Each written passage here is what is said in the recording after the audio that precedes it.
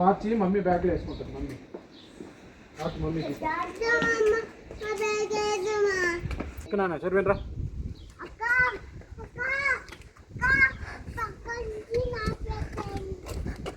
ఇక్కడ నుంచి వెళ్తారంటే 7 hi everyone, మా వారు బయటకు వెళ్దామని చెప్పి అన్నారు. సర్లే ఇంక ఇంట్లో ఉండి బోర్ కొడుతుంది, పిల్లలు కూడా ఇంకా ఎప్పుడూ ఇంట్లోనే అని చెప్పేసి సాటర్డే సండే అయినా అట్లా బయటకు తీసుకెళ్తే వాళ్ళకి కూడా రిలీఫ్గా ఉంటుందని చెప్పేసి బయటకు అయితే వచ్చాము. ఇక్కడ డీర్ వ్యాలీ అని ఒక అపార్ట్మెంట్స్ కనిపిస్తుంది కదా, మా వారు చికాగోకి వచ్చిన కొత్తలో అయితే అక్కడ ఉన్నారంట. తర్వాత ఇంక ఇక్కడికి వచ్చేసారు ఫ్రెండ్స్ ఉండేలోపు.